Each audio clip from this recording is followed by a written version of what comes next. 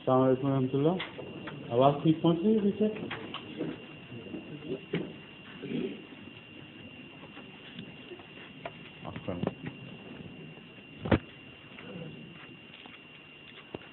بھی پہنچ رہی تھی پھر بھی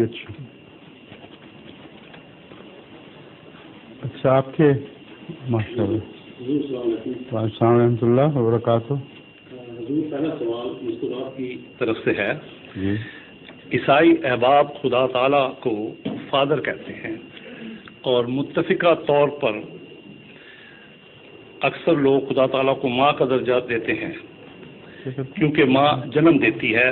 برائے کرم خدا تعالیٰ کی امیج کے بارے میں قرآنی تعلیم سے مطلع فرمائیں. ماں کہتے ہیں باپ کہتے ہیں فادر. عیسائی لوگ فادر کہتے ہیں جی. اور عورتیں آج کل ماں کا امیج پیش کر رہی ہیں تو کیونکہ وہ ماں جو ہے وہ جنم دیتی ہے تو حضور اس سلسلے میں قرآنی تعلیم سے مطلع فرمائیں. کوئی جذباتی باتیں نہیں کی بلکہ حقائق کی باتیں کی ہیں جو ہمیشہ کی دائمی سچائیاں ہیں. ورنہ لفاظی میں مختلف جذبات کا استفادہ کر کے کئی قسم کی کلس بن جاتی ہیں, کئی قسم کے دلکشی کے سامان پیدا کیے جاتے ہیں. مگر قرآن کریم جن چیزوں سے بالا ہے وہ اللہ کا کلام ہے, اس لیے اس نے حقیقت پیش فرمائی ہے. رحمانیت کتابیں اس نے تخلیق بیان فرمائی ہے اور رحم ہی ماں کا وہ جسم کا حصہ ہے جس میں بچہ پلتا ہے. اور آن حضرت صلی اللہ علیہ وآلہ وسلم نے اسی حوالے سے فرمایا کہ خدا نے تخلیق رحمانیت کی وجہ سے کی ہے اور ماں بچہ پیدا کرتی ہے جس جسم کے حصے سے, اس کا نام بھی رحم ہے. اس لیے یاد رکھو اگر تم نے رحم سے رشتہ کاٹا تو رحمانیت سے رشتہ کاٹا جائے گا. یہ ایک بہت گہری حقیقت ہے اور دائمی سچائی ہے. اس کو کسی اور لفظی سہارے کی ضرورت نہیں ہے. رحمان کا تعلق اگر ذہن نشین ہو جائے تو ساری کائنات کا فلسفہ سمجھ آ جاتا ہے. ماں کو بچے سے پیار, بچے کو ماں سے پیار, اس لیے کہ 9 مہینے رحم میں پلا ہے. اس سے زیادہ اچھا تو نہیں. رحمانیت کا تعلق تخلیق سے پہلے سے ہے اور قرآن کریم کی حکمت کوئی عظیم خراج تحسین پیش کرنے والی آیت ہے. الرحمن علم القرآن خلق الانسان علمہ البیان. یہ آیات بتاتی ہیں کہ اگر انسان کا کلام ہوتا تو اس نے یہ کہنا تھا الخالق, جس نے خلق پیدا کی.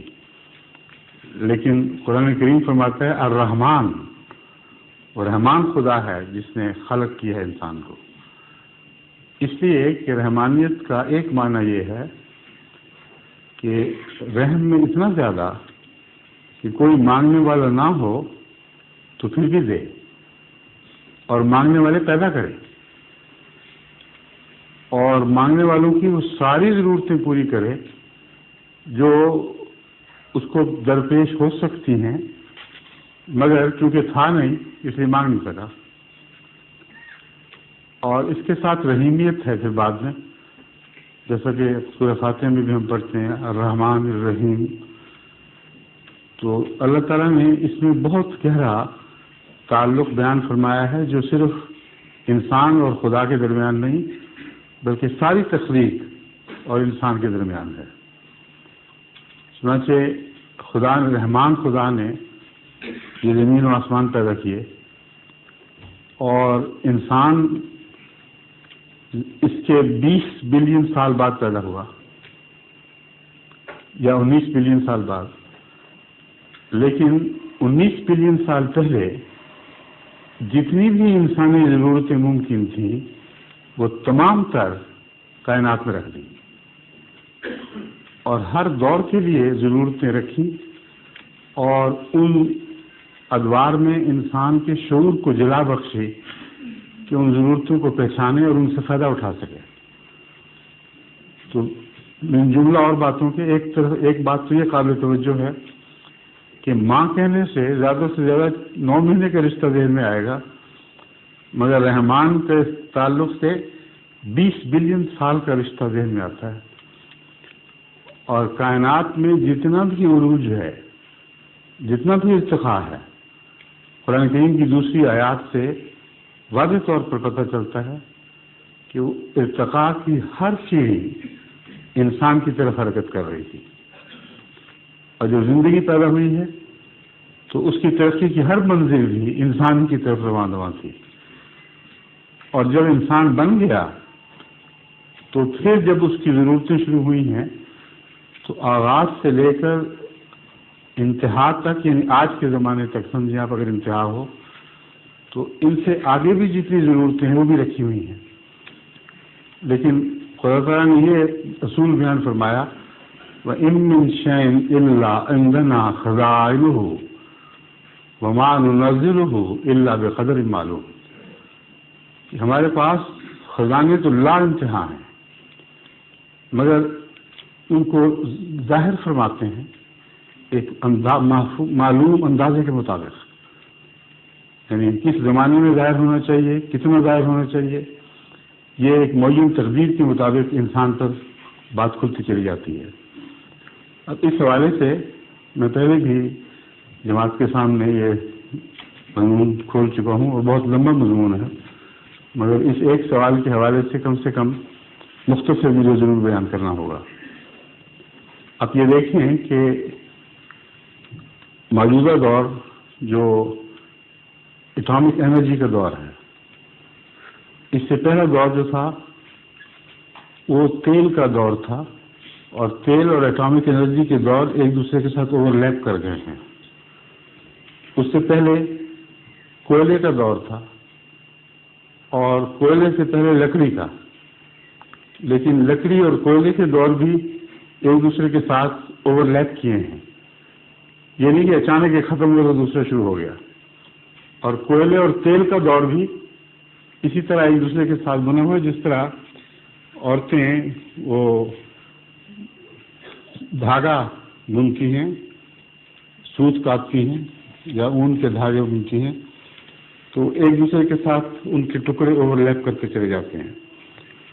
تو اللہ تعالیٰ نے انسان کی توانائی کی ضرورتوں کو جس طرح پیدا فرمایا ہے، صرف اس کہانی کو آپ پڑھیں تو انسانی تعلق اتنا گہرا، اتنا لمبا ہو جاتا ہے کہ ماں باپ دوسرے رشتوں کی کوئی حیثیت ہی باقی نہیں رہتی. کہاں باپ کا تعلق، کہاں ماں کا تعلق، کہاں اس رحمان کا تعلق جس نے انسان بلکہ کائنات کی تخلیق سے پہلے اس کی ساری ضرورتیں معین فرمائیں، اور پھر رفتہ رفتہ ایسی عمدگی اور حکمت کے ساتھ ان کو ظاہر فرمایا کہ انسانی شعور کی تکمیل کے مطابق چیزوں کی دریافت ہوئی ہے. جو لکڑی کا دور تھا اس میں انسانی شعور کسی انجن کی پیداوار کا کوئی تصور بھی نہیں کر سکتا تھا، اور لکڑی کے دور میں انجن ایجاد نہیں ہوا اور کوئلے سے محرومی کا احساس تک پیدا نہیں ہوا. جب اس نے ایکسٹرنل کمبسٹن انجن بنایا، یعنی انسانی شعور اتنا ترقی کر گیا کہ بیرونی انجن سے مشینیں چل سکتی تھیں، تو اس وقت تک کوئلہ دریافت ہو چکا تھا، اور کوئلے کے بغیر یہ کام ممکن نہیں تھا. لکڑی کے ساتھ بھی چلتا تھا کیونکہ دونوں اوور لیپ کر رہے ہیں. اصل ضرورت جس کی وہ کوئلہ پوری کرتا تھا. چنانچہ کوئلے کا دور جو آیا ہے اس نے یورپ کی انڈسٹری کو اتنا غیر معمولی سہارا دیا ہے، اتنی بڑی طاقت دی ہے کہ کوئلے کو یہاں سے نکال لیں تو یہ صدیوں پہلے واپس لوٹ جائیں گے. اور اس وقت تک تیل کی ضرورت نہیں تھی، کیونکہ انٹرنل کمبسچن انجن جو اپنے انجن کو اپنے اندر سمیٹ کر وہاں سے توانائی دیتا ہے، اس تک ابھی انسانی دماغ کی رسائی نہیں تھی. سائنسدان ابھی اس مقام تک نہیں پہنچے تھے مگر ادھر شعور نے ترقی کی اور ایسے انجن کی ضرورت درپیش ہوئی جس کے بغیر ہوائی جہازوں کی ایجاد ممکن ہی نہیں تھی۔ اگر دماغ میں آ بھی جاتا تو ایندھن نہ ہوتا تو ہوائی جہاز کیسے چل سکتے؟ وہ نہ لکڑی سے چل سکتے ہیں نہ کوئلے سے چل سکتے ہیں۔ تو تیل کی دریافت خدا تعالیٰ نے اس دور میں کروائی جس دور میں سائنس نے ترقی کرتے ہوئے تیل کے استعمال کے راز سیکھے، اور جب وہ دور آیا کہ معلوم ہوا کہ گویا تیل بھی ساتھ چھوڑ دے گا اور انسانی دماغ نئی نئی راہیں اپنی ترقی کی ڈھونڈ چکا ہے جن میں تیل کی توانائی کافی نہیں ہو سکتی، تو ایٹامک انرجی جو ذرات میں خدا تعالیٰ نے لامتناہی طاقت کے خزانے رکھے ہیں ان کو کھول دیا۔ یہ اتفاق نہیں ہے کیونکہ قرآن کریم نے ان سب ادوار کی نشاندہی فرمائی ہے۔ ایٹامک انرجی کے دور کی بھی ایسی واضح نشاندہی کی ہے کہ کوئی دہیہ بھی اس سے انکار نہیں کر سکتا کہ ان آیات کا جو میرے ذہن میں ہے، یعنی اس وقت تفصیل میں جانے کی ضرورت نہیں، کہ سوائے ایٹامک انرجی کے دور کے کوئی اور ترجمہ کر سکے۔ تبھی گزشتہ لکھنے والے، ترجمہ کرنے والے مفسرین ان آیات سے گزرتے رہے ہیں، تو بعض تو کوشش کے بغیر ہی گزر گئے، یعنی زور بھی نہیں لگایا کہ اس کا ترجمہ کر سکیں یا کر کے دکھائیں، اور بعض جنہوں نے کیا وہ صاف نظر آ رہا ہے کہ کوئی بس نہیں چلتا، سوچ بھی نہیں سکتے کہ ایٹم کوئی ایسی چیز ہو سکتی ہے جس میں توانائی اتنی ہو، تو ترجمہ یہ کر دیا کہ آئندہ دنیا میں جہنم کا نقشہ کھینچا جا رہا ہے، اور جہنم پر وہ لفظ اطلاق نہیں پاتے کیونکہ جہنم کا جہاں نقشہ کھینچا جاتا ہے وہ بالکل مختلف ہے۔ تو یہ رحمانیت کا صرف ایک ادنا کرشمہ ہے، یعنی رحمانیت کے ایک پہلو پر اگر آپ غور کریں تو انسانی ضرورتوں کی کب سے خدا تعالیٰ نے فکر فرمائی اور کس طرح قدر معلوم کے مطابق ان کو گویا نازل کرنا شروع کیا۔ تو اگر کسی انسان میں ذرہ بھر بھی احسان مندی کا جذبہ ہو تو خدا کے سوا کسی کو احسان کرنے والا نہ مانے۔ ماں کا تعلق جو پیدا ہوتا ہے بعد میں، انہوں نے جیسا کہ بیان کیا، اس سے پہلے ماں کی تیاری میں بھی تو خدا نے 1 بلین سال لگائے ہیں۔ کس طرح مرد اور عورت کی تخلیق ہوئی، کس طرح ان کے ملنے کا نظام قائم فرمایا، وہ باریک خلیے جن کے بغیر پیدائش ممکن نہیں، ان کو کس باریکی کے ساتھ پیدا کیا ہے۔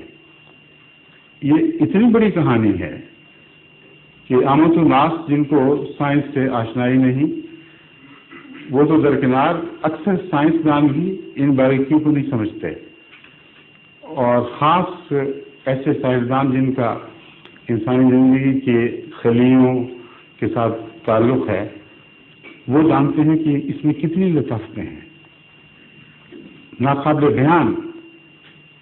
اتنا بڑا جہان ہے تخلیق کا کہ اگر اس کے راز کھولے جائیں تو سائنسدان جو واقف حال ہیں وہ لکھتے ہیں کہ ایک انسانی زندگی نہیں، زندگی کی کوئی بھی قسم ہو، اس کے ہر خلیے کے اندر جو راز اللہ تعالیٰ نے قلم بند فرما دیے ہیں، جس کو ہم ماڈرن زبان میں کمپیوٹرائز کر دیے کہہ سکتے ہیں، ان کو اگر ہم پڑھ کر لکھنا شروع کریں تو 25,000 صفحے کی کتاب بنے گی جو باریک لکھی ہوئی ہو اور اچھی طرح پیکٹ ہو لفظوں کے ساتھ۔